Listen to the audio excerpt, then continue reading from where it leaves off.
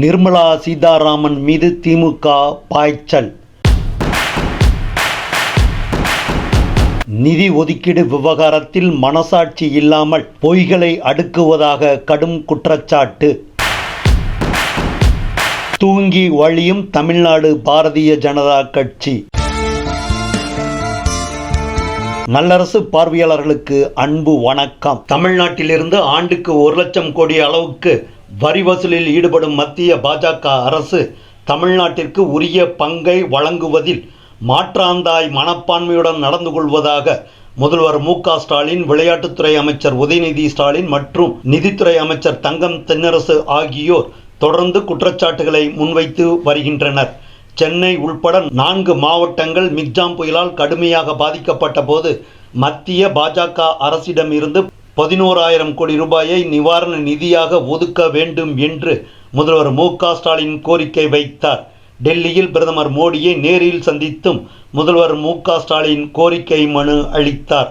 சென்னை உள்பட 4 மாவட்டங்களில் நிவாரணப் பணிகளை முழுமையாக மேற்கொள்வதற்கே தமிழக அரசு திணறி வந்த நேரத்தில் திருநெல்வேலி, தூத்துக்குடி உள்ளிட்ட 4 மாவட்டங்களில் பேய் மழை பெய்ததால் 100க்கும் மேற்பட்ட கிராமங்கள் முழுமையாக சேதமடைந்தன.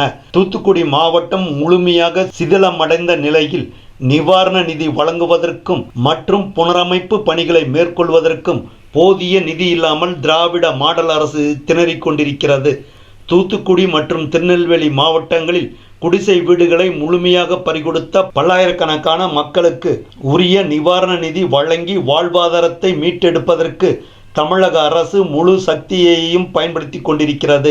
8 மாவட்டங்களில் வெள்ளத்தால் ஏற்பட்ட பாதிப்புகளை முழுமையாக சீரமைக்க 21,000 கோடி ரூபாய் நிதியுதவி செய்ய வேண்டும் என்று மத்திய பாஜக அரசை முதல்வர் மு.க. ஸ்டாலின் தலைமையிலான திராவிட மாடல் அரசு தொடர்ந்து வலியுறுத்தி வருகிறது. சென்னை உள்ளிட்ட 4 மாவட்ட பாதிப்புகளை மத்திய பாதுகாப்புத்துறை அமைச்சர் ராஜ்நாத் சிங் ஆய்வு செய்தார். அவரின் நேரடி ஆய்விற்கு பிறகும் மத்திய பாஜக அரசு தமிழ்நாட்டிற்கு வெள்ள நிவாரண நிதியை வழங்காமல் காலம் கடத்தி வருகிறது. அதனைத் தொடர்ந்து தூத்துக்குடி மாவட்டத்தில் ஏற்பட்ட வெள்ள பாதிப்பை மத்திய நிதியமைச்சர் நிர்மலா சீதாராமனை நேரில் பார்வையிட்டு ஆய்வு செய்தார். மத்திய பாஜக அரசில் செல்வாக்கு மிகுந்த 2 அமைச்சர்கள் ஆய்வு நடத்திய பிறகும் தமிழகத்திற்கு உரிய வெள்ள நிவாரண நிதியை வழங்காமல் இழுத்தடித்து வருகிறார் பிரதமர் மோடி. தமிழ்நாட்டில் 8 மாவட்ட மக்கள் பொருளாதாரத்தை இழந்து துயரில் மூழ்கியிருக்கும் நேரத்தில் திருச்சிக்கு வந்த பிரதமர் மோடி வெள்ளத்தால் பாதிக்கப்பட்ட ஒரு மாவட்டத்தை கூட நேரில் பார்வையிட்டு பொதுமக்களுக்கு ஆறுதல் தெரிவிக்கவில்லை. பேய் மழையால் சூறையாடப்பட்ட வாழ்க்கையை மீட்டெடுக்க மத்திய பாஜக அரசு துணை நிற்கும் என்ற நம்பிக்கையை ஏற்படுத்தும் நடவடிக்கைகளிலும் மனித நேயத்துடன் கூட பிரதமர் மோடி ஆர்வம் காட்டவில்லை. மத்திய பாஜக அரசின் பாசிச குணத்திற்கு பிரதான எதிர்க்கட்சியான அதிமுக உள்பட தமிழகத்தில் உள்ள அனைத்து கட்சிகளும் கடும் கண்டனம் தெரிவித்து வருகின்றன. ஒட்டுமொத்த தமிழக மக்களின் கோபத்தை பற்றி சிறிதும் கவலைப்படாத மத்திய பாஜக அரசு திரும்ப தமிழ்நாட்டை வஞ்சிக்கும் வகையில் பொய் பரப்புரைகளையே மேற்கொண்டு வருகிறது என்று தமிழ்நாடு நிதியமைச்சர் தங்கம் தென்னரசு விரிவான விளக்கங்களுடன் குற்றச்சாட்டுகளை முன்வைத்தார். அதன் பிறகும் கூட சென்னையில் தனியார் நிகழ்ச்சி ஒன்றில் கலந்து கொண்ட மத்திய நிதியமைச்சர் நிர்மலா சீதாராமன் 2014 முதல் 2023ஆம் ஆண்டு வரை கடந்த 9 ஆண்டுகளில் 9 லட்சம் கோடி ரூபாய்க்கு மேல் மத்திய பாஜக அரசு தமிழகத்திற்கு நிதியுதவி வழங்கியிருப்பதாக கூறியிருக்கிறார். நிர்மலா சீதாராமன் உண்மைக்கு மாறாக பேசுகிறார். முழு பூசணிக்காயை சோற்றில் மறைப்பது போல பொய்யான தகவல்களை துணிந்தே கூறுகிறார் என திமுக நிர்வாகிகள் ஆவேசமாக கருத்துக்களை தெரிவித்து வருகிறார்கள். 2014 ஆரம்பிச்சு 22, 23 அதாவது 23 மார்ச் 31 வரைக்கும் தமிழ்நாட்டிலேருந்து direct tax collection, income tax, corporate tax மூலமா வந்தது. ஜிஎஸ்டி விஷயம் நான் அப்புறம் சொல்றேன்னு சொன்னேன். தமிழ்நாட்டிலேருந்து வந்த அமௌண்ட் 6,23,713 crores, 13.3 crores. ஒன்றிய அரசு 2014ஆம் ஆண்டு 15ஆம் ஆண்டிலிருந்து 2022, 23ஆம் ஆண்டு வரை நீங்கள் பார்ப்பீர்கள் என்று சொன்னால் இந்த காலகட்டத்தில் ஏறத்தாழ 4.75 லட்சம் கோடி ரூபாய் நம்முடைய தமிழ்நாட்டிற்கு வழங்கி இருக்கிறது. இந்த 4.75 லட்சம் கோடியில் 2.46 லட்சம் கோடி என்பது மத்திய வரிகளிலிருந்து வரி பகிர்வாகவும், அதேபோல் 2.28 லட்சம் கோடி என்பது நமக்கு கிடைக்கக்கூடிய மானியங்கள் மற்றும் உதவித்தொகைகளுடைய அடிப்படையில் தான் அமைந்திருக்கிறது. ஆனால் அதே நேரத்தில் நேரடி வருவாயாக, வரி வருவாயாக ஒன்றிய அரசு நம்முடைய நாட்டிலிருந்து எவ்வளவு அவர்கள் கலெக்ட் செய்திருக்கிறார் என்று பார்த்தால் 6.23 லட்சம் கோடி ரூபாய் அவர்கள் நம்மிடத்திலிருந்து அவர்கள் கலெக்ட் செய்திருக்கிறார்கள். இது நேரடி வரி வருவாய். ஆனால் மறைமுக வரி வருவாயை குறித்து அவர்கள் எதுவும் எந்த டேட்டாவும் நமக்கு சென்ட்ரலில் இருந்து அவர்கள் நம்மிடத்திலே பகிர்ந்து கொள்ளவில்லை. நான் ஏற்கனவே சட்டப்பேரவையில் குறிப்பிட்டு சொல்லியிருப்பதைப் போல நம்மிடத்திலே இருந்து செல்லக்கூடிய ஒவ்வொரு ரூபாய்க்கும் மீண்டும் அவரிடத்திலிருந்து நாம் பெறுவது 29 பைசா தான் நாம் அவரிடத்திலிருந்து திரும்பப் பெறுவதாக நான் ஏற்கனவே குறிப்பிட்டிருந்தேன். ஆனால் பிஜேபி ஆளக்கூடிய மாநிலங்களில் இந்த விகிதாச்சாரம் என்பது முற்றிலும் மாறுபட்டதாக இருக்கிறது. உதாரணத்திற்கு பிஜேபி ஆளக்கூடிய மாநிலங்களில் 2014-15 ஆண்டிலிருந்து 2022-23 ஆண்டு வரை நீங்கள் பார்ப்பீர்கள் என்று சொன்னால் அந்த மாநிலங்களில் சில மாநிலங்களிலே அவர்கள் 2.23 லட்சம் கோடி தான் அவர்கள் கொடுக்கிறார்கள் என்றால் அவர்களுக்கு வரக்கூடிய பணம் எவ்வளவு வந்திருக்கிறது என்று பார்த்தால் 15.35 லட்சம் கோடியாக சில மாநிலங்களிலே இருக்கிறது. உதாரணத்திற்கு உத்தரப்பிரதேசம். அதே போல் 15வது நிதிக்குழுவை நீங்கள் எடுத்துக்கொண்டு கேட்டால் இதே போல் இந்த 15 வருடத்திலே ஃபைனான்ஸ் கமிஷன் 12வது நிதிக்குழுவிலிருந்து 15வது நிதிக்குழுவினுடைய காலத்தினுடைய வரை நீங்கள் பார்ப்பீர்கள் என்று சொன்னால் 12வது நிதிக்குழுவினுடைய அந்த காலகட்டத்தில் சென்ட்ரல் டாக்ஸஸிலிருந்து அந்த டிவிசிவ் பூலிலிருந்து நமக்கு கொடுக்க வேண்டிய அந்த பகிர்வு என்பது ஃபினான்ஸ் கமிஷன் மூலமாக அந்த காலகட்டத்திலே 12வது நிதிக்குழுவின் காலகட்டத்திலே 5.3/5% இருந்தது. இப்போது நீங்கள் 15வது நிதிக்குழுவினுடைய காலகட்டத்தில் வெறும் 4.79% அது குறைந்திருக்கிறது என்பது நம்முடைய தமிழ்நாட்டுக்கு கிடைக்க வேண்டிய உரிய அந்த தொகையை கொடுப்பதிலே அது நமக்கு வரவில்லை என்பதை இந்த புள்ளி விவரங்கள் நமக்கு சுட்டிக்காட்டுவதாக இருக்கிறது.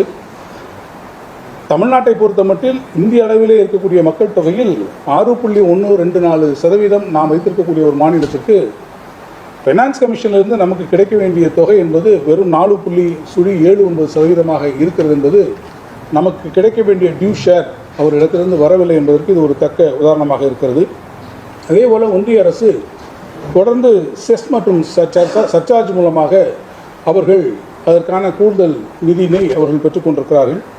இந்த கிராஸ் டேக்ஸ் ரெவென்யூ இந்த செஸ் அண்ட் சர்சார்ஜிலேருந்து பார்த்தீங்கன்னா 2011-12 இருந்து எவ்வளோ தூரம் வந்திருக்குன்னா கிட்டத்தட்ட 2011-12 நீங்கள் பார்த்தா 10.4% இருந்தது இந்த சர்சார்ஜஸ் இதிலேருந்து.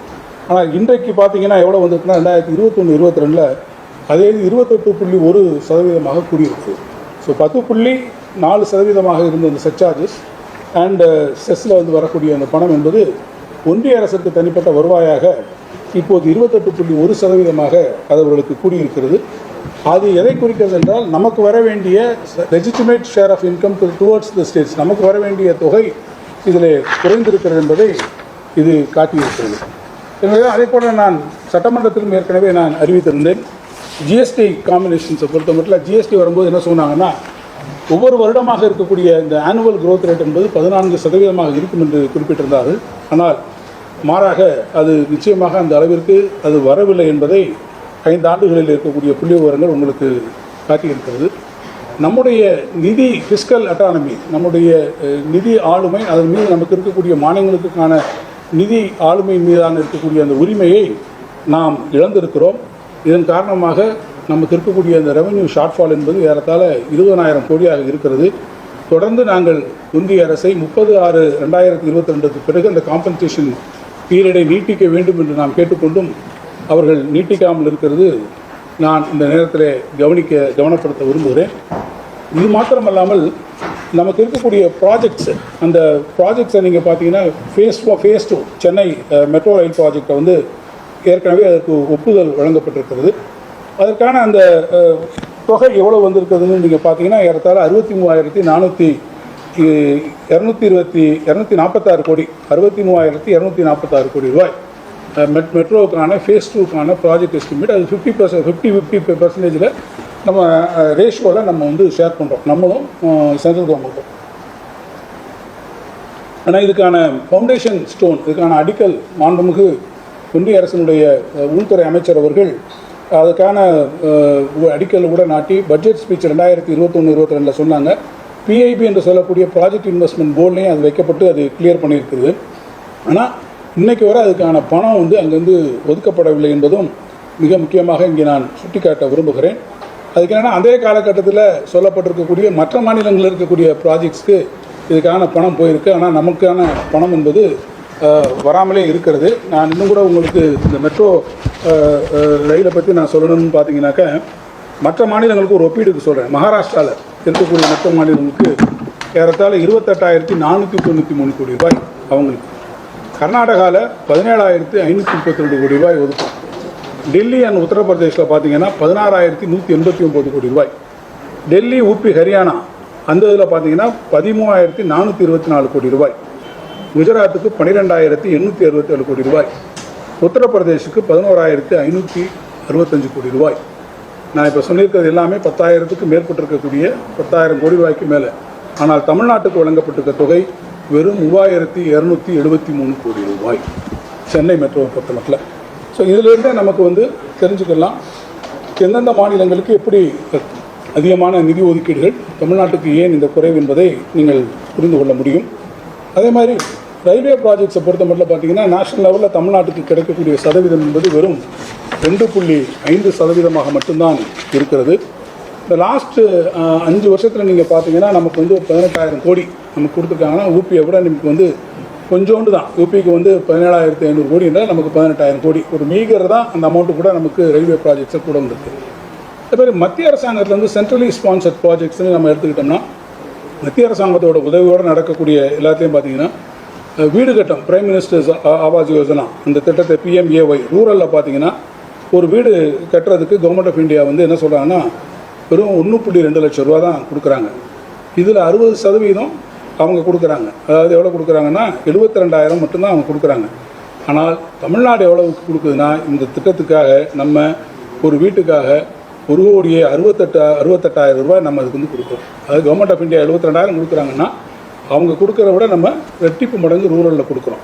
அதே மாதிரி கவர்மெண்ட் ஆஃப் இந்தியா வந்து நமக்கு இங்கே அர்பன் வாழ்விட நகர்ப்புற வாழ்விட மேம்பாட்டு திட்டத்துக்காக அங்கே இருக்கக்கூடிய அர்பன் ஹவுசிங் ஸ்கீமுக்கு கொடுக்கறது பார்த்தீங்கன்னா, அவங்க வந்து 1,50,000 தான் ஒரு வீட்டுக்கு கொடுக்குறாங்க. ஆனால் தமிழ்நாடு அரசு அதுக்கு 7 லட்சம் ரூபா கொடுக்குது. ஆக அந்த திட்டங்கள் ஒன்றிய அரசினுடைய திட்டங்களாக இருந்தாலும், ஒன்றிய அரசினுடைய ஸ்பான்சர்ட் ஸ்கீம்ஸாக இருந்தாலும், நாம் அதில் வந்து அதிகமான அளவிற்கு நாம் வந்து இப்போ தமிழ்நாடு அரசு தான் இதில் கொடுத்து கொண்டிருக்கிறது. இது மாத்திரமல்லாமல் துவக்கத்திலே நான் குறிப்பிட்டதை போல வரக்கூடிய பல்வேறு புதிய இடர்பாடுகளாக இருந்தாலும், அவற்றுக்கு இருக்கக்கூடிய பணங்களாக இருந்தாலும், அவற்றையும் நாம் தான் முழுமையாக கொடுத்து கொண்டிருக்கிறோம். எனவே இந்த நிதி நெருக்கடியிலும் கூட மக்கள் நலம் காக்கக்கூடிய ஒரு அரசாக நாம் கொடுத்துட்ருக்கோம். ஆனால் திருப்பி சொல்கிறாங்க, 10 ஆண்டு காலத்தில் நாங்கள் 2 மடங்கு அவங்களுக்கு கொடுத்துருக்கோம் அப்படின்னு. பண மதிப்பை அவர்கள் விலைவாசியினுடைய பொருட்களின் மதிப்பையும் பண மதிப்பையும் நீங்கள் அதை ஒப்பிட்டு பார்த்தீங்கன்னா, பணத்தினுடைய மதிப்பு என்பது இன்றைக்கி எந்த அளவிற்கு அது குறைந்திருக்கும் என்பது நீங்கள் தெரியும். இப்போது நம்முடைய மாண்புமிகு முதலமைச்சர் அவர்கள் உடனடியாக நிவாரணத்திற்கு நாம் கேட்டிருக்கிறோம். நம்ம மத்திய அரசாங்கத்திட்ட இந்த திட்டத்தின் கீழே நீங்கள் எனக்கு பணம் வேணும் அப்படின்னு நம்ம கேட்டிருக்கோம். அந்த வெள்ள நிவாரண தொகையை பொறுத்த மட்டும் நம்ம கேட்டிருக்கக்கூடிய உடனடி நிவாரணம் இந்த 2,000 கோடி ரூபாயை உடனடியாக வழங்க வேண்டும் என்று நம்முடைய முதலமைச்சர் அவர்களே வலியுறுத்தியிருக்கிறார்கள். நேற்றைக்கு கூட நம்முடைய ஸ்போர்ட்ஸ் மினிஸ்டர் மாண்புமிகு பிரதமர் அவர்களிடத்திலும் வேண்டுகோள் வைத்திருக்கிறார்கள். ஒன்றிய பாதுகாப்புத்துறை அமைச்சர் அவர்களும் ஒன்றிய நிதியமைச்சர் அவர்களும் நேரடியாக வந்து பார்வையிட்டிருக்கிறார்கள். எனவே அரசாங்கம் கோரியிருக்கக்கூடிய இந்த தொகைகளையும் அவர்கள் இந்த வெள்ள நிவாரணத்திற்கு உடனடியாக அவர்கள் வழங்கிட வேண்டும் என்றும் நான் இந்த நேரத்தில் கேட்டுக்கொள்ள விரும்புகிறேன். இந்தியாவுடைய நிதியமைச்சர் பெருமரியாதைக்குரிய நிர்மலா சீதாராமன் தன் சொந்த வீட்டு சிறுவாடை கொடுப்பது போல் ஒன்றிய அரசிடம் தமிழ்நாடு மக்கள் வரியாக கட்டிய பணத்திலிருந்து எங்களுக்கு பேரிடர் வந்திருக்கு, சென்னை வெள்ளம் பாதிப்பு வந்திருக்கு, தூத்துக்குடியில் ஒரு மாவட்டம் முழுமையாக பாதிக்கப்பட்டிருக்கு, எங்களுக்கு பணமாக உதவி பண்ணுங்கன்னு மாநில அரசு கேட்டால் ஏதோ தன்னுடைய சொந்த பணத்தில் சிறுவாட்டு பணத்தில் எடுத்து கொடுக்குற மாதிரி நான் கடன் கொடுத்தேன், நான் கடன் கொடுத்தேன், நான் கொடுப்பேன், நான் கொடுப்பேன் அப்படின்னு தன்னுடைய பணம் போல் தொடர்ந்து ஒரு மிக அருவருப்பான ஒரு உடல் மொழியோட தமிழ்நாடு மக்களையும் தமிழ்நாடு அரசையும் கொச்சைப்படுத்துகிற, நான் போடுகிற பிச்சை காசு என்று சொல்லுகிற அளவிற்கு கொச்சைப்படுத்துகிற மூலமாக பெருமரியாதைக்குரிய அம்மையார் நிர்மலா சீதாராமன் ஒரு அருவருப்பான உடல் மொழியை தொடர்ந்து வைக்காட்டே வர்றாங்க. அந்த அருவருப்பான உடல் மொழிக்கு மாண்புமிகு தமிழ்நாடு நிதித்துறை அமைச்சர் அண்ணன் தங்கதனரசு அவர்கள் இன்னைக்கு பெரிய ஒரு பதிலை கொடுத்துருக்காங்க. இந்த 9 ஆண்டு காலத்தில், மோடி அரசு பதவியேற்ற 9 ஆண்டு காலத்தில் தமிழ்நாடு மக்கள் மறைமுக வரி இல்லாமல் நேரடி வரியாக, அதாவது நம்ம வாங்குகிற ஒவ்வொரு பொருளையும் ஒரு வரி இருக்குது, இந்த கட்டியிருக்க வாட்சில் ஒரு வரி இருக்குது, அது மாதிரி பல்வேறு பொருட்களும் மறைமுக வரி இருக்குது. அது இல்லாமல் நேரடியாக கட்டுகிற வரி, இன்கம் டேக்ஸ், இங்கே சொல்கிற சுங்க வரி, இப்படி ஒன்றிய அரசு கட்டுகிற நேரடி வரியில் மட்டும் 9 ஆண்டுகளில் 6,28,000 கோடி ரூபாய் பணத்தை தமிழ்நாடு மக்கள் மோடி அரசு கொடுத்துருக்காங்க. அந்த வரியிலிருந்து வெறும் 2,40,000 கோடியை மட்டும்தான் தமிழ்நாடு அரசுக்கு 9 ஆண்டு காலத்தில் வரியா திருப்பி மோடி அரசு கொடுத்துருக்காங்க. ஆனா அதே நேரத்தில் நம்மை விட குறைவாக கொடுத்த உத்தரப்பிரதேசத்துக்கு, குஜராத்துக்கு, பல மாநிலங்களுக்கு நம்மை விட பன்மடங்கு வரி அதிகமாக கொடுத்துட்டாங்க. இது தவிர்த்து மானியமா இந்த நாட்டுடைய நாணயத்தை, அதாவது நோட்டை அச்சடிக்கிற ஒன்றிய அரசு, உலக அந்நிய செலாவணியை பராமரிக்க ஒன்றிய அரசு ஒவ்வொரு அரசுக்கும் மானியம் கொடுக்கணும். அந்த மானியத்தில் பல்வேறு மாநிலங்களுக்கு ஏற்றத்தாழ்வோடு மானியம் கொடுத்து உத்தரப்பிரதேசத்தை, மகாராஷ்டிரத்தை, கர்நாடகத்தை ஒப்பிட்ட அளவில் தமிழ்நாட்டுக்கு மிக குறைவாக ஒரு 2 லட்சம் மானியத்தை கொடுத்துருக்காங்க. ஆக மொத்தம் அங்கே இருக்கிறதே வெறும் 4,68,000 கோடி கூட எங்களுக்கு கொடுக்காம நாங்கள் 6,28,000 கோடி வரியா, நேரடி வரியா கொடுத்துருக்கோம். மறைமுக வரியா இன்னும் 6 லட்சம் கோடிக்கு மேல இருக்கும். ஏறத்தாழ அந்த 9 ஆண்டுகளில் 12 லட்சம் கோடிக்கு மேல் வரியை வாங்கிட்டு அதுல 2,50,000 கோடியை கூட திருப்பி வரியா கொடுக்காம மானியமா கொஞ்சமா கொடுத்துட்டு எது கேட்டாலும் நாங்க கொடுத்துட்டோன்னு ஒட்டுமொத்தமா தமிழ்நாட்டுக்கு இந்த மொட்டை நாமம் போடுற வேலையை பெருமரியாதைக்குரிய நிர்மலா சீதாராமன் தொடர்ந்து செய்து வந்துட்டே இருக்காங்க. எங்க முதலமைச்சர் நீங்க சொல்லியிருக்காங்க, பேரிடர்ல பாதிக்கப்பட்ட மக்களுக்கு 6,000 ரூபாயை இல்லந்தோறும் கொடுத்தோம். பெண்களுடைய உழைப்பை அங்கீகரிக்கிறதுக்கு மாதம் 1,000 ரூபாயை தமிழ்நாடு அரசு செய்து, மருத்துவ செலவு, கல்வி, சாலை போக்குவரத்து, இங்க வர்ற இன்னல்கள், சிக்கல்கள், ஒருவர் இறந்தால் அவருக்கு உதவித்தொகை, ஒருவர் விபத்தில் சிக்குண்டால் அவருக்கு உதவித்தொகை, இங்க எண்ணிலடங்காத பணியை செய்கிற மாநில அரசு வரியை கொடுத்துட்டு திருப்பி கேட்டா தன் சொந்த சிறுவாட்டு பணத்தை கொடுக்கிற மாதிரி மிக அருவருக்கத்தக்க ஒரு உடல் மொழியில பெருமரியாதைக்குரிய இந்தியாவுடைய நிதியமைச்சர் நிர்மலா சீதாராமன் செயல்படுவது இந்தியாவை பிடித்த பேரிடர் மோடி என்றால் தமிழ்நாட்டை பிடித்த பெரிய பேரிடர் மோடியுடைய தூதுவராக இருக்கக்கூடிய நிர்மலா சீதாராமன் தான். கடந்த காலங்களில் பாஜக ஆண்ட போது கூட வெங்கையா நாயுடு போன்றவர்கள் தமிழ்நாட்டை பற்றி தெரிந்தவர்கள் அந்த ஒன்றிய அரசு பேச்சுவார்த்தை நடத்துறாங்க. ஆனால் தனிப்பட்ட கொள்கை வன்மத்தோடு, தனிப்பட்ட தமிழர்கள் மீதான வெறுப்போடு, தனிப்பட்ட தமிழ்நாடு திராவிட நிலத்தின் மீதான வெறுப்போடு நிர்மலா சீதாராமன் செயல்பட்டு இந்தியாவின் பேரிடர் மோடி என்றால் தமிழ்நாட்டின் பேரிடராக பெரும் மரியாதைக்குரிய அம்மையார் நிர்மலா சீதாராமன் செயல்படுகிறார் என்பதுதான் இங்கே எங்களுடைய மிகப்பெரிய குற்றச்சாட்டு.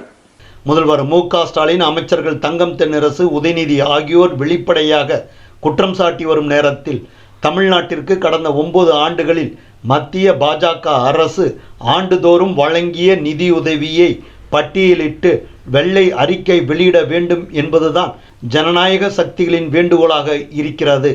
ஆளுங்கட்சியை சேர்ந்த பிரமுகர்கள் அடுக்கடுக்காக வைக்கும் குற்றச்சாட்டுகளுக்கு தமிழக பாரதிய ஜனதா கட்சி நிர்வாகிகள் சுட சுட பதிலளிக்காமல் அடக்கி வாசித்து வருவதன் மூலம் பிரதமர் மோடி தலைமையிலான மத்திய பாஜக அரசு அரசியல் கண்ணோட்டத்துடன் தமிழ்நாட்டு மக்களை வஞ்சிப்பதில் முழுமையான கவனத்தை செலுத்தி வருகிறது என்பதுதான் 100% உண்மையாக இருக்கிறது என்கிறார்கள் மிகுந்த வருத்தத்துடன் தேசியவாதிகள்.